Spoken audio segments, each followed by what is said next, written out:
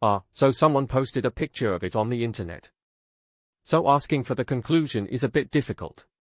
It's not that I don't know the answer to it. He was a bit embarrassed. Maybe because he was proud of his knowledge, he was emphasizing that the reason he couldn't answer wasn't because he didn't know. But I didn't understand his point. Because I had no prior knowledge about the horror genre, I had asked such an amateurish question. It would be difficult to try and get me to accept the lack of a conclusion. Ghost stories are just short, fragmentary stories floating around the internet or somewhere like that. Asking for its conclusion is very difficult too. I waved my hands to show that I understood him when Gyeong-won struggled to explain it again.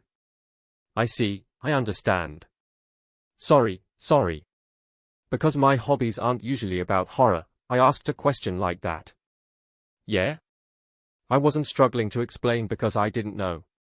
It was just difficult to explain the point that there is no answer to that. So, you're saying that hiding these weird warnings within these types of official notices is what creates a manual ghost story.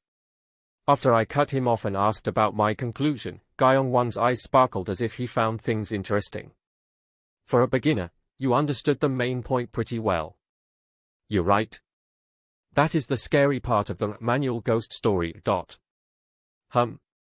Clover Industries was a conglomerate that could influence the world, but couldn't they be sued for spreading such a ghost story?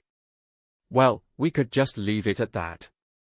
As for the printouts handed out by the school, the fact that it had also contained a hidden warning like the manual ghost story made me think that it was what I needed to focus on right then. Beware the laughing girl. After briefly chatting with Gyeong-won and Sun-ah, we returned to our seats as the distribution of textbooks was began. This is a new feeling. Receiving the textbooks I had gotten during my first year of high school gave me an unusual feeling. Out of all of these textbooks, none of them were of any help for the college standardized exams. With the exception of some of the early mathematical material, all of these textbooks had only the most basic of basics, which would not show up on the standardized tests at all. Actually, it wasn't only the standardized exams.